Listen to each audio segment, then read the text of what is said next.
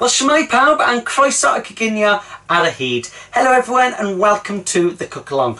My name is Richard and heddiw today we're going to be making some wonderful Easter pizzas which are brilliant to have over the Easter weekend, and you can see that they look absolutely fantastic. They look like a little Easter egg, and you can add all of your favourite toppings to this pizza, and I guarantee that these are absolutely blassus iawn, super tasty. So let me just pop that just over there because we can serve that in a couple of moments, but let me show you how easy these little pizzas are to make. And now I'm hoping by now that if I press that button just there, that the ingredients list for our pizzas has just come up on the side, and you can see that we're going to need to make a bread base first of all, and then we can add all the toppings. And when I say we're going to be making a bread mixture first of all, don't be scared, because bread making is one of the best things that you can do, right? And I'm going to show you how easy it is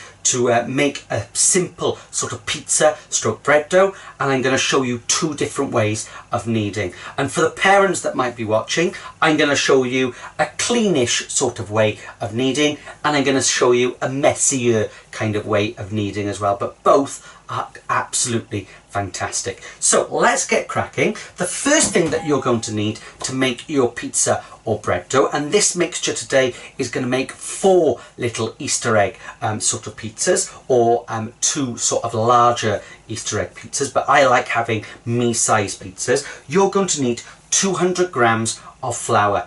Now then, when it comes to, I'm just going to pop that just into there, but when it comes to flour, there's lots and lots of different types of flour that you can actually buy in the supermarkets. When we're making bread, okay, I would strongly suggest that you use the strong bread flour, because it has got what we call a higher gluten content that makes your bread nice and stretchy, and that's particularly important if you're making bread rolls or maybe some hot cross buns that you want to rise really nicely. With pizza making, ideally you'd be using strong bread flour, but if you haven't got that, then plain flour will work just as well, right? However, it might not give you as quite a stretch, but you don't want it to rise too much anyway. So plain flour for pizza making only would be okay as well. So the next thing that we've got is we have got our yeast, right? And there's lots and lots of different types of yeast that you can purchase. If you want this to be nice and quick, I would suggest that you're choosing a fast action or easy based sort of yeast, and you can either buy it in a pot just like that, or you can buy it in individual packets. So all I'm going to do is add 1 teaspoon, which is equivalent to what is in my packet, and if I hold that up to the screen, I don't know whether you can see it just there, but it just looks like sand, right? I promise I haven't been down Barry Island Beach, okay, but okay, it's a living thing just like us. So pop that just in there, and then I've got my mixed herbs, because I'm not going to add any extra salt to our dough, so we want to make sure that it's got lots of flavour. And I'm going to pop in approximately a teaspoon of our mixed herbs. I'm hoping that at the top just there you're able to see our yeast just there and our mixed herbs just there. Now that yeast, as I said, is a living thing, and as soon as we add water to it, it's had a drink, it'll have food from the flour, and it'll start to expand and grow it. And it's the gas that it produces, the carbon dioxide, that makes it sort of rise. Okay, so that's our dry ingredients just there for now. The other thing that you need to get ready is your water. Okay, and if I was making proper sort of bread, I might choose to use lukewarm water. However, right, your lukewarm water might be slightly different to other people's, so I just take just cold water straight from the tap. Because we don't want this to rise too much, we don't necessarily have to make sure it is lukewarm, right? If you were making bread, then you might be more concerned about it, but for our pizzas it'll be fine with just normal sort of room temperature tap water. So I'm going to give that just a little mix, just as so, and we're going to add the oil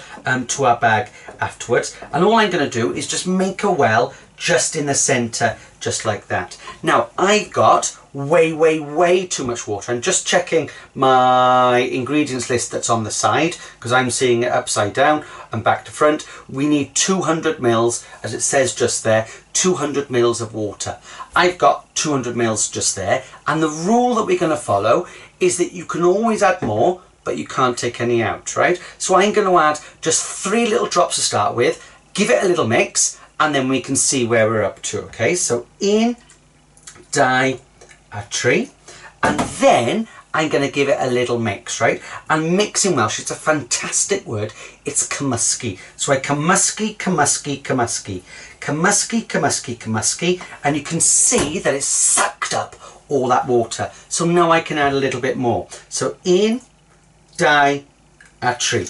And then I cymysgu, cymysgu, cymysgu. Cymysgu, cymysgu, cymysgu.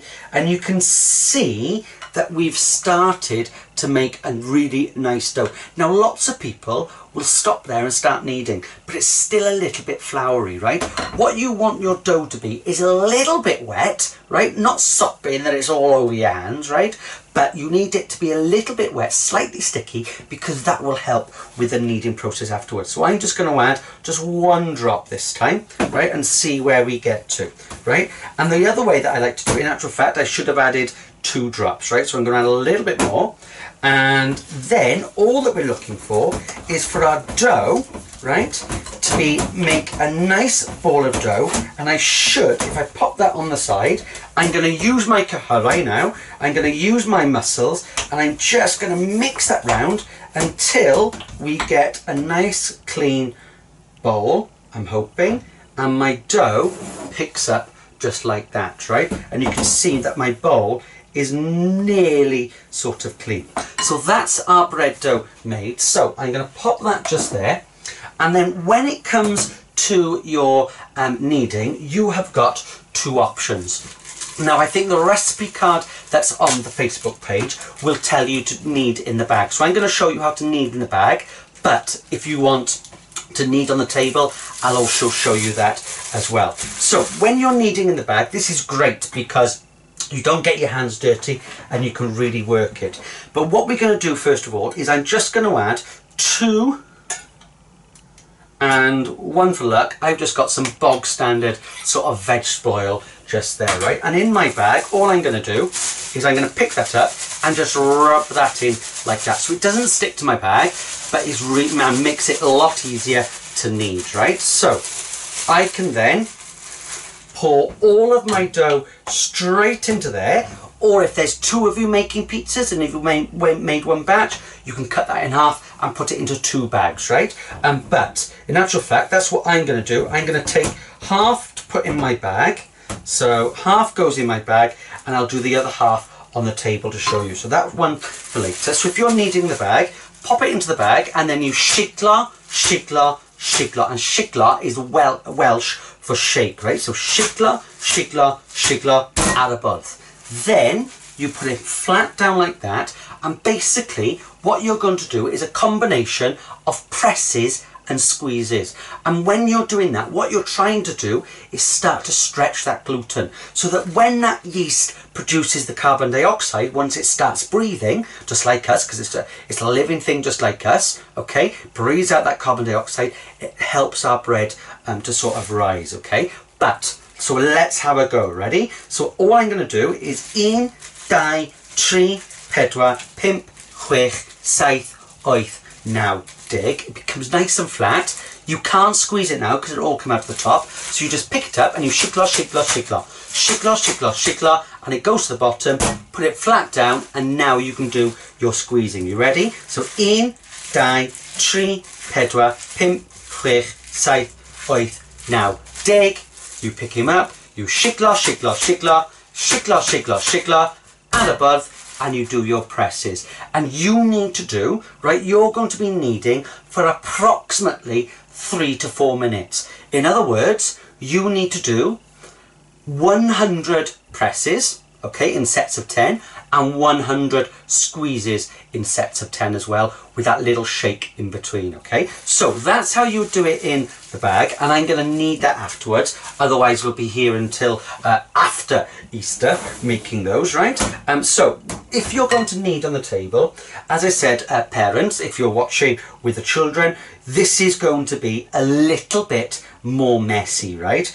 So this is more for the older children in your family and for adults, and all you're going to do, a little bit of flour on your table, a little bit of flour on your doiler, and then you're just going to bring your dough onto the table like that. You can pop that just underneath. Now, before we get our hands stuck in, all I'm going to do is just use my fingertips, and I'm just going to roll it in the flour just like that, and then we can start kneading. And when we're kneading, we use our fingertips to fold, and then we use our knuckles to push away, and then we turn. So fold, or fold, push and turn, okay? So fold, push and turn. Fold, push and turn. Plygu, gwthio, troi in Welsh. Plygu, gwthio, troi. Now if it starts sticking to my hands, I add a bit of flour to my hands. If it starts sticking to the table, add a little bit more flour, but try not to add too much flour, because A, we're not making a snowman, and B, we don't want to add too much because it becomes dry, right? So fold, push and turn. Fold, push and turn. Fold, push and turn.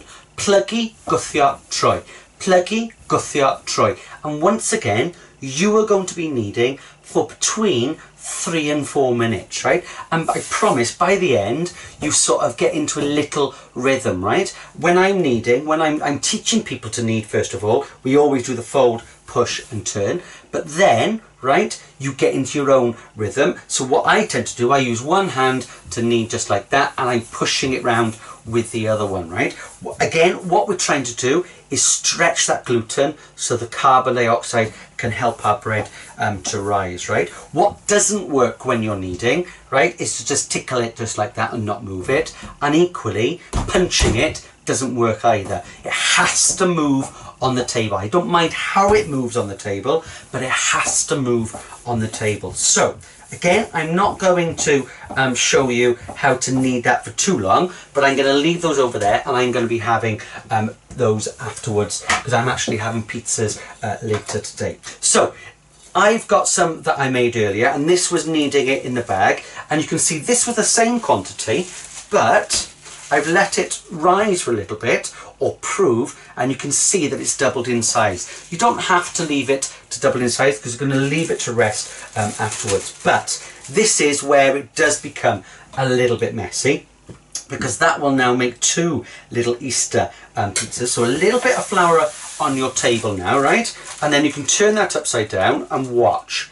It'll slowly come out of the bag like that. Now then, if you just want to make 1 pizza today, you can cut that in half, put it back in the bag, tie it up, pop it in the fridge, pop it in the freezer until you're ready to use it again. Bread dough is fantastic, particularly when we're making and turning it into pizzas. So as I said, this will make easily 2 little pizzas, so I'm going to leave that one over there as well, because I can prepare that one afterwards. So let me show you how to do this. So once again, now that it's out of the bag, I just need to coat it in that flour, and I can just do a little bit of mini kneading and bring it all together just as so. Now then, you've got 2 options. You can either press it and turn it into an oval shape. However, I am going to roll it out, and this is where we find out whether you've done enough kneading, because what it should do, it should stretch out like that,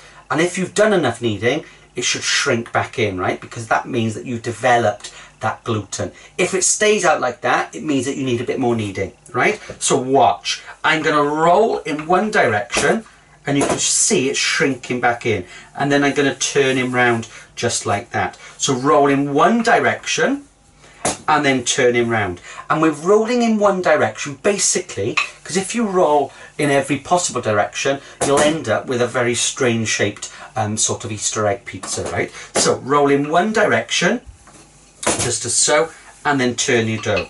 Roll in one direction and turn your dough, and you can see that I'm starting to make that oval shape, right? So roll in one direction. If the dough is sticking to your pizza, just add a little bit more flour onto the dough, just like that. So roll in one direction. So I'm just stretching him out now, and you can see I'm turning him around, that just to make sure that he's not sticking to the table, because there's nothing worse than your beautiful oval Easter egg sort of shape. Looks fantastic on the table, but you can't take it off, right? So I've got my little shape just there. So I'm going to pop that straight onto a little baking tray. If you've got a pizza tray, that's even better, because it'll cook the base a little bit quicker, but a normal baking tray would be just as fine. And all you're going to do is you're going to give it a floury bottom. Okay, so you want plenty of flour, just like that. As I said, not enough just to make a snowman, just enough to stop it from sticking. And you can pop your pizza straight onto there, and we'll just push that into an oval shape and just make sure that it's not sticking. So that's that bit just there. So that's our Easter egg sort of shape. And then we're going to add the little toppings. So let me grab my toppings from over here. And the first thing we've got, if you can see on the pizza that I made earlier, we obviously need our tomato base, right? So for your tomato base, you've got a couple of options. You can either use what I prefer to use, which is tomato passata, and that's just sieved tomatoes, comes in little cartons like that, really good as a pasta sauce, but fantastic on top of a pizza, right? Or if you haven't got that, you could use some tomato puree, but with your tomato puree, I would add 2 spoonfuls in dye, good squeezes, and then I would add 2 spoonfuls of water just to slacken it down as well. And you can see that I've put some herbs in there as well. So just some mixed herbs. We're not requiring any extra salt, so I'm just going to pop that just into there, give that a little mix just to soak, and I've got a really nice, quick and easy pizza sauce. So this is then going to go on there just as so. So I've got in, die, and tree, and in for luck, right? So we've got that just there. Then I'm going to spread it around. Now what you want with a pizza, okay, is not to try and get it on the tray, because it'll all make the tray really sticky, but you also want to try and leave a little crust around the edges, right? That would what would be traditional. Couldn't get my words out then. However, if you don't like crusts, just push it right to the edge, but try not to get it onto the tray, right? Because that will mean that you'll have a sticky moment once it's cooked. So that's already just there. Then I have got my cheese. Now you could add mozzarella, you could add grated mozzarella. However, I'm just using some reduced fat mature cheddar cheese. That means that I can use less of it to get that cheesy flavour. So I'm just going to give that just a little sort of round and round and round, turn and turn and turn until I've got all 25 grams of cheese out, just like that. I'm not going to use all of that. You just need a simple layer, because this isn't sort of mozzarella. It will sort of melt down quite nicely, right? And if you add too much, it'll become like a little ice rink for your vegetables. They'll all slide off, right? So you don't need a huge amount, just enough just to cover it and to add a little bit of flavour. Then we can start to add our Easter egg sort of decoration, and you can see on here that I've added little sort of lines of my favourite toppings, right? And I've gone for a veggie one today. You could use whatever you wanted. If you like ham and pineapple, you could put lines of ham and pineapple. Personally, I don't think pineapple belongs on a pizza, but I think that's an argument for another day, right? So you could add pepperoni and some vegetables. Try and add at least 2 varieties of vegetables, because they're going to help towards our 5 a day, right? So I'm going to start off with my tomatoes right in the centre. So I just got some sliced cherry tomatoes just there, and then I'm going to try and mirror either side, right? So I've got some mushrooms just there, and I'm going to put my mushrooms on that side just as so as well. I've then got some pepper. So I've got a line of my green pepper just there. In actual fact, I'll pop that one just over there, that one just there, and that one like that. And I've got some orange pepper just here. I'm going to pop those bits just like that. I've got some red pepper for the bottom, and let's get that one on just there. This is where you can talk amongst yourselves, because I'm concentrating now, as you can tell. I'm stopping talking. That one goes just like that. So we've got that little line. I've got some black olives just here. I love olives on a pizza. So I'm just going to pop those on just like that. These have been pitted, but they're not in half. So I'm just tearing them apart just like that. And it's all about making a lovely little pattern. And I promise you, these will go down a storm with the rest of the family, right? And you can make your own sort of designs, and you can have whatever you want on your pizza, right? And it's guaranteed that it's going to be really, really tasty. So pop those on just as so. My last one's just over here. So I've got some corn mellis or sweet corn just there. That goes on just like that. And you can see that I have got my perfect Easter egg pizza. Now then, before that goes into the oven, now is the stage for you to put your oven on. You want it at 190 degrees centigrade if you're using a fan oven, 200 degrees centigrade in a conventional oven, gas mark 5/6 if you're using a gas oven, right? Allow your oven to heat up, and whilst that's heating up, this is going to prove, and it'll start to rise a little bit, and then it takes between 8 and 10 minutes to bake off in that hot 200 degrees oven. And I promise you, these are absolutely blassis yam. So let me just pop that over to the side, and I'm going to pop that just there. Now is the chance for you to ask any questions, because I'm just going to clear my area up just here. So if you have got any questions about making these Easter pizzas, if you pop them into the comment section, then either myself or one of the Facebook team will be able to answer those questions for you. So let me just wipe that over just as so, and then I can show you how we're going to serve. So let me just go and quickly wash my hands, and then I'll be back in the room. So rinse that out.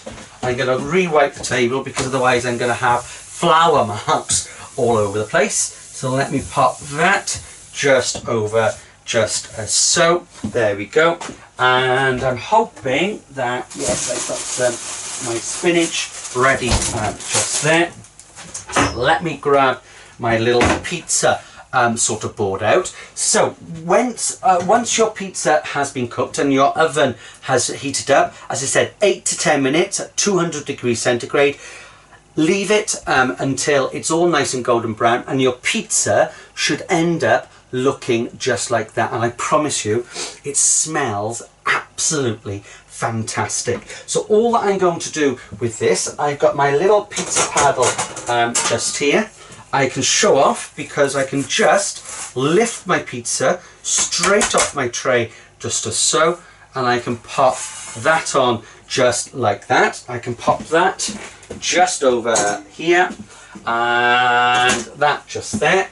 And then I'm going to serve it today with a little bit of green salad. In other words, a little bit of spinach, or in Welsh, spinach has got a fantastic sort of name. It's spigoglis, right? And I know loads of people that won't eat spinach, but they will quite happily eat some spigoglis. And just over here, I have got a little bit of a lemon sort of dressing. So I'm going to grab my little bit just there, a little bit of lemon dressing just on top, and you have got a really, really delicious Easter egg pizza served with a crisp side salad just there. And that, I promise you, is absolutely, in the words of my West Wadian friend, absolutely Cowin Lush. Well, I hope that you have enjoyed cooking along with me today. It's been wonderful showing you how to make these little Easter egg pizzas just here. Don't forget that all the recipe cards are available on the Facebook page as well as our website. All that leaves for me to say is diolch yn fawr. Thank you for watching today. I hope that you have enjoyed and I've inspired you to make some Easter pizzas. Enjoy the rest of your day and I will see you very, very soon. Cooking your happies.